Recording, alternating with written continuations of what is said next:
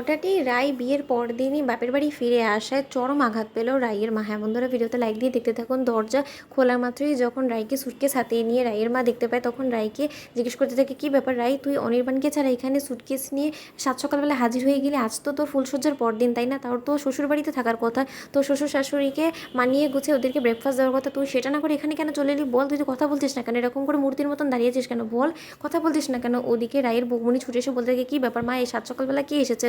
সেই কখন থেকে দরজা ধাক্কা ছিল। ওদিকে না রাইকে এখানে দেখা মাত্রই রায়ের বৌমনি বলতে থাকে, কী ব্যাপার রাই, তুমি এখানে? ওদিকে নীলু মুচকি হাসি দিতে থাকে দূর থেকে আর বলতে থাকে যে এবার খেলা জমে গেছে, খেলা জমে তো একদম ক্ষীর দিদি ভাই, এবার তুই হারে হারে সব কিছু টের পাবি।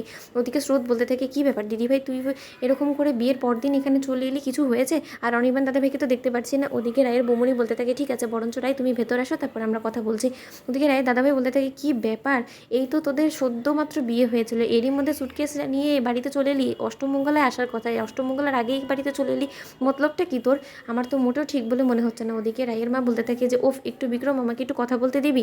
তখন রায় জড়িয়ে ধরে ওর মাকে অঝরে কাঁদতে থাকে আর বলতে থাকে যে মা, আমি ওই বাড়ি ছেড়ে চলে এসেছি, আমার আর ও বাড়িতে থাকা সম্ভব হবে না, আমার আর অনির্বাণের সংসারটা ভেঙে গিয়েছে। তখন কথা শোনা মাত্র রায়ের মা বলতে থাকে যে আমার কেন জানি না মাথাটা ঘুরছে, তুই কি আমার সাথে ঠাট্টা করছিস নাকি রাই? তুই হুট করে সেদিন বিয়ে করলি আর এক্ষুনি বলছিস যে তোর আর অনির্বাণের সংসারটা ভেঙে গিয়েছে, কেন, কি হয়েছে আমাকে একটু খুলে বল না।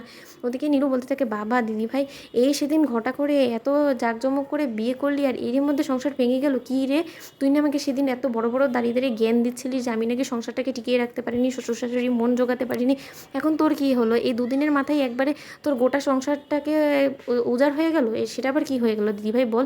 ওদিকে রায়ের মা বলতে থাকে যে নীলু, আমি তো এখানে কথা বলছি। ওদিকে রায় বলতে থাকে যে মা, আমার সব শেষ হয়ে গিয়েছে, অনির্বাণের বিশ্বাস আমি রাখতে পারিনি, অনির্বাণ আমাকে অবিশ্বাস করা শুরু করে দিয়েছে। তখন রায়ের মা বলতে থাকে যে আমি কিছুই বুঝতে পারছি না, তোমাকে খুলে বল। ওদিকে রায় বলতে থাকে যে মা, কেউ একজন আমাদের ফুলসজ্জার রাতে একজন একটা ছবির পার্সেল দিয়েছে, আর সেই ছবির মধ্যে এটাই ছিল যে আমার এবং সূর্যের ঘনিষ্ঠ রকমের কিছু ছবি, সেই ছবিগুলো হয়তো আমি কোনোদিনও তোমাদেরকে প্রকাশেও দেখাতে পারবো না, কিন্তু তা সত্ত্বেও ইচ্ছাকৃতভাবে অনির্বাণের হাতে এই ছবিগুলো ধরিয়ে দিয়ে বলেছে সে নাকি আমার খুব ঘনিষ্ঠ বন্ধু। তাহলে তুমি ভাবতে পারছো যে আমার কতটা ক্ষতি করার চেষ্টা করেছে সেই ব্যক্তি, আর এগুলো দেখে অনির্বাণ আমাকে অবিশ্বাস করে ওই ছবিগুলোর উপরে বিশ্বাস করছে, আর সেটা থেকে ওর আমার উপর থেকে চিরতরে বিশ্বাস সরে গিয়েছে, আর আমার জন্যই ও আজকে সকালবেলা কাউকে কোনো কিছু না জানিয়ে বাড়ি থেকে বেরিয়ে গিয়েছে। এখন যত পর্যন্ত আমি ও বাড়িতে থাকবো তত পর্যন্ত ও বাড়িতে ফিরে আসবে না, তাই আমি ওকে ও বাড়িতে জায়গা দিয়ে আমি বাড়িতে চলে এসেছি মা।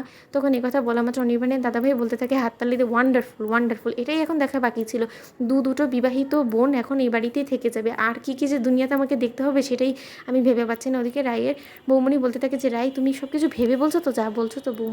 তো বন্ধুর ভিডিওটি ভালো লাগতে থাকলে অবশ্যই লাইক কমেন্ট শেয়ার করে সাবস্ক্রাইব করতে ভুলো না।